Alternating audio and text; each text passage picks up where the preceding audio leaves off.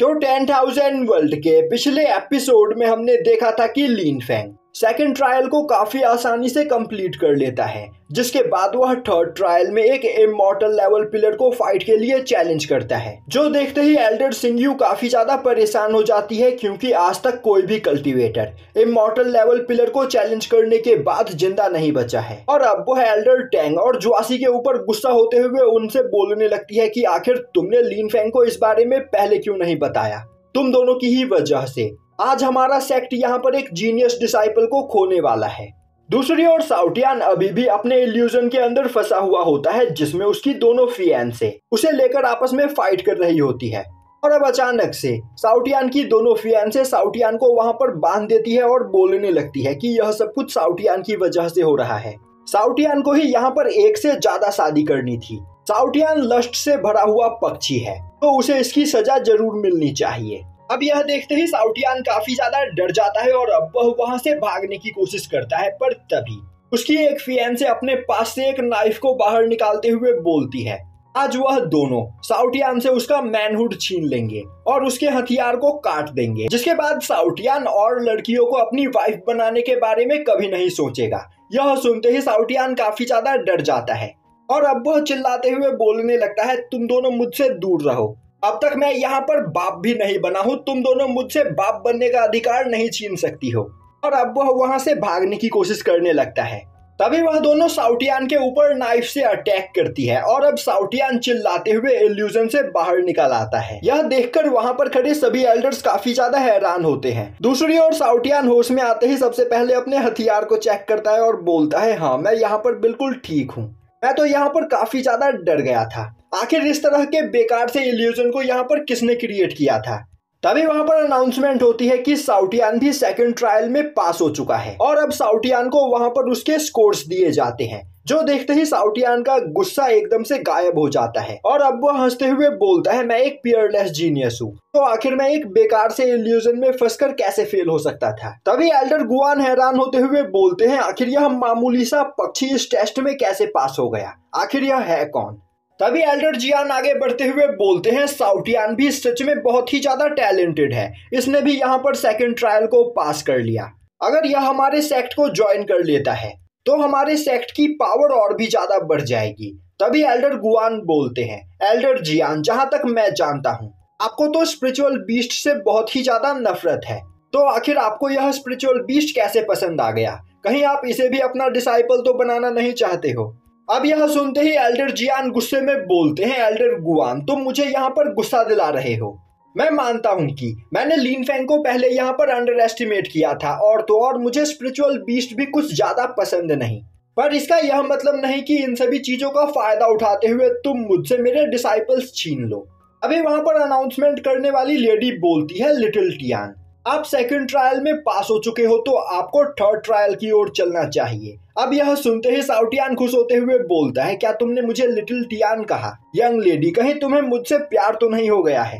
पर तभी साउटियान को उसकी दोनों फियांसे की याद आती है और अब वह परेशान होते हुए बोलता है मेरी बॉडी मेरी फर्स्ट फियांसे रेड फॉक्स को बिलोंग करती है और मेरा हार्ट व्हाइट ईगल मोमो को बिलोंग करता है, पर अभी भी यहाँ पर मेरे पास मेरा सोल बचा हुआ है।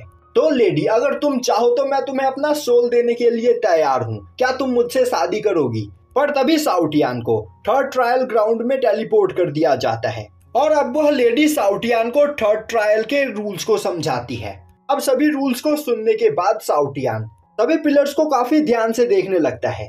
तभी एल्डर गुआन एल्डर सिंगयू से बोलते हैं एल्डर सिंगयू साउटियान भी एक पियरलेस जीनियस है और अगर यह हमारे सेक्ट को ज्वाइन कर लेता है तो इससे हमारे सेक्ट की पावर काफी ज्यादा बढ़ जाएगी। तो मैं नहीं चाहता कि हमने यहाँ पर लिन फेंग को लेकर जो गलती की वही गलती हम साउटियान के साथ दोहराए, तो फिर क्यों ना आप साउटियान को जाकर पहले ही इमॉर्टल लेवल पिलर्स के बारे में आगाह कर दे। यह सुनते ही एल्डर सिंगयू काफी तेजी से साउटियान को इमॉर्टल पिलर्स के बारे में बताने के लिए आगे बढ़ती है और अब वह चिल्लाते हुए बोलती है साउटियान चाहे कुछ भी क्यों ना हो जाए इमॉर्टल लेवल पिलर्स को चैलेंज मत करना। पर साउटियान एल्डर सिंगयू की बात को इग्नोर कर देता है और बोलता है मैं एक पियरलेस जीनियस हूँ, मुझे यहाँ पर किसी से भी डर नहीं लगता है। तो आखिर मेरे लिए यह इमॉर्टल लेवल पिलर्स कौन सी बड़ी चीज है? यह बोलते हुए वह काफी तेजी में एक इमॉर्टल लेवल पिलर को चैलेंज करते हुए उसके अंदर चला जाता है, जो देखते ही एल्डर सिंग्यू दोबारा से वहां पर काफी ज्यादा परेशान हो जाती है और अब वह बोलने लगती है आखिर इन लोगों की प्रॉब्लम क्या है। मैं मानती हूँ कि यह सभी लोग काफी ज्यादा पावरफुल है, पर इसका यह मतलब नहीं कि यह लोग अपनी जान को इस तरह खतरे में डालें। मेरे वार्निंग के बाद भी इस बेवकूफ पक्षी ने यहाँ पर एक इमॉर्टल लेवल पिलर को फाइट के लिए चैलेंज कर दिया और अब हमें दिखाया जाता है कि साउटियान ने हार्टलेस स्वॉर्ड डाओ पिलर को फाइट के लिए चैलेंज किया होता है और अब वह जैसे ही पिलर स्पेस के अंदर पहुंचता है, वहां पर एक आवाज उससे बोलती है हार्टलेस स्वॉर्ड डाओ को मास्टर करने के लिए तुम्हें सभी मोह माया को त्यागना होगा, अपने सभी इमोशंस, लव और डिजायर को त्याग दो, जिसके बाद तुम हार्टलेस स्वॉर्ड डाओ को मास्टर कर सकते हो। और हार्टलेस स्वॉर्ड डाओ इतना ज्यादा खतरनाक है कि तुम अपने एक ही अटैक में हजारों कल्टीवेटर्स को मार गिरा सकते हो। तभी साउटियान बोलता है मुझे यह बेकार का ज्ञान देना बंद करो और आखिर मैं यहाँ पर तुम्हारे कहने पर अपने डिजायर्स, इमोशंस और लव को क्यों त्याग दूं? अभी तो यहाँ पर मेरी शादी भी नहीं हुई है और मेरा सपना है कि मैं कम से कम 10 शादियां करूं और तुम चाहते हो कि मैं अपने इस सपने को त्याग दूं बस एक बेकार से स्वॉर्ड डाओ को मास्टर करने के लिए? मुझे यह मंजूर नहीं। तभी वह आवाज बोलता है बच्चे, अगर तुम स्वॉर्ड डाओ को मास्टर करना चाहते हो तो तुम्हें सभी मोह माया का त्याग कर देना होगा। साउटियान बोलता है मैं समझ गया कि तुम एक ओल्ड मैन हो, बूढ़े आदमी, तुम अपनी लाइफ जी चुके हो, इसीलिए तुम यहाँ पर यह फालतू का ज्ञान मुझे दे रहे हो। तुम अपना बेकार का ज्ञान अपने ही पास रखो और थर्ड ट्रायल को यहाँ पर स्टार्ट करो। यह सुनते ही उस ट्रायल ग्राउंड के मास्टर को काफी ज्यादा गुस्सा आता है और अब वह काफी तेजी में साउटियान के ऊपर अटैक कर देता है। अब सीन शिफ्ट होता है और हमें सेकंड ट्रायल के अंदर लिन ज़ाओयू और लिनान्यू के इल्यूजन को दिखाया जाता है। वहीं पर वह दोनों देख रही होती है कि वह दोनों वापस से डिवाइन वर्ल्ड में अपने मैंशन में लौट आई होती है और अब उन दोनों को देखते ही क्वीन क्यू और मैंगटियान भागते हुए उनके पास आते हैं और अब क्वीन क्यू को देखते ही लिन ज़ाओयू और लिनान्यू उसे गले लगा लेती है। तभी मैंगटियान बोलता है तुम दोनों आज यहाँ पर बिल्कुल सही टाइम पर आई हो, हमारे पास तुम्हारे लिए एक सरप्राइज है, हमारे फादर वापस लौट आए हैं। यह सुनते ही लिन ज़ाओयू और लिनान्यू काफी ज्यादा हैरान होती है। तभी क्वीन क्यू बोलती है मैंगटियान बिल्कुल सही बोल रहा है और अब वह आवाज लगाते हुए किसी को मैंशन से बाहर बुलाती है। तभी मैंशन के अंदर से निकलकर लिन फेंग बाहर आता है, जिसे देखते ही लिन ज़ाओयू और लिनान्यू काफी ज्यादा परेशान हो जाती है। तभी क्वीन क्यू लिन फेंग के पास जाते हुए उन दोनों को बताती है कि यही तुम्हारे फादर है, जो देखकर लिनान्यू काफी ज्यादा कंफ्यूज हो जाती है। तभी लिन ज़ाओयू चिल्लाते हुए बोलती है लिनान्यू इस बात पर यकीन मत करो, हम दोनों अभी भी इल्यूजन के अंदर फंसे हुए हैं। और अब वह दोनों अपनी पावर का यूज करते हुए उस इल्यूजन को डिस्ट्रॉय कर देते हैं और सेकंड ट्रायल में पास हो जाते हैं। अब लिनान्यू बोलती है सिस्टर, यह इल्यूजन तो सच में बहुत ही ज्यादा खतरनाक था। एक पल के लिए मुझे यकीन हो गया था कि अंकल गुफेंग ही हमारे फादर है। लिन ज़ाओयू बोलती है तुमने बिल्कुल सही कहा, इस इल्यूजन ने मुझे भी यहाँ पर कंफ्यूज कर दिया था।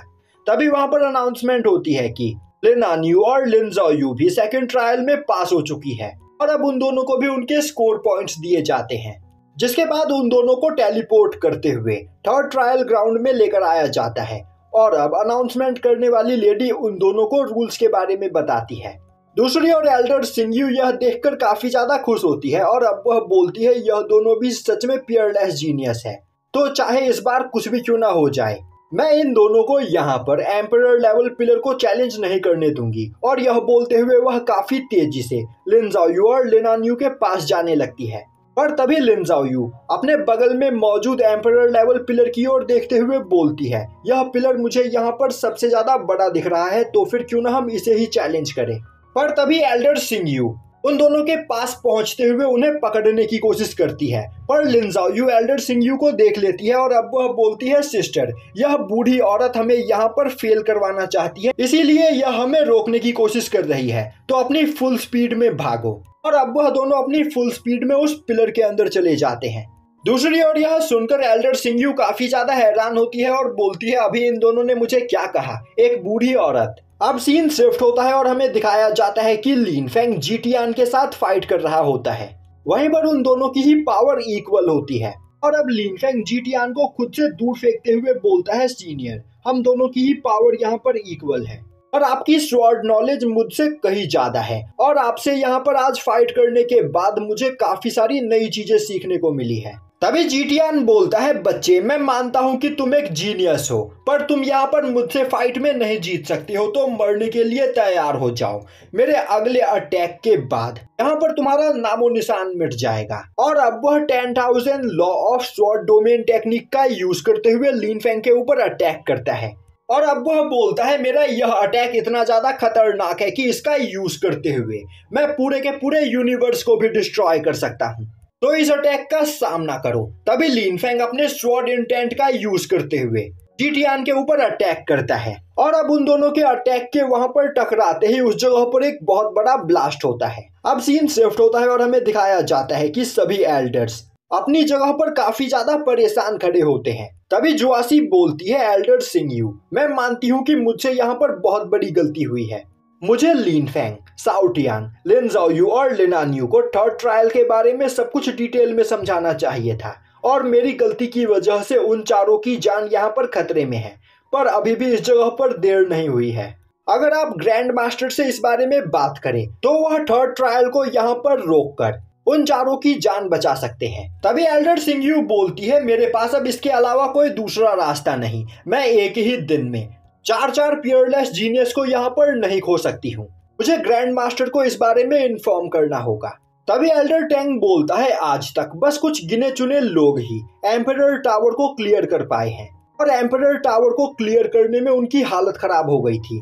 जहाँ तक मुझे ठीक से याद है, उन लोगों को एम्परर लेवल टावर को क्लियर करने में 400 सालों का टाइम लगा था। और तो और लिनफेंग, शाओटियान, लिन ज़ाओयू और लिनान्यू चारों ही जीनियस है, तो वह लोग अब तक जिंदा होंगे। तो अगर हम टाइम रहते ग्रैंड मास्टर को इस बारे में इन्फॉर्म कर देते हैं तो हम उनकी जान बचा सकते हैं। यह सुनते ही एल्डर सिंगयू अपने ग्रैंड मास्टर को इस बारे में इन्फॉर्म करने लगती है। तभी उस जगह पर अनाउंसमेंट होती है कि लिनफेंग ने स्टार पैलेस का 80,000 साल पुराना रिकॉर्ड तोड़ दिया है। उसने 2 घंटे के अंदर ही थर्ड ट्रायल में एम्परर लेवल टावर को क्लियर कर लिया है, तो अब वह स्टार पैलेस का सीड डिसाइपल बन सकता है। अब यह सुनते ही वहां पर खड़े सभी एल्डर्स काफी ज्यादा हैरान हो जाते हैं और यहीं पर यह एपिसोड खत्म हो जाता है।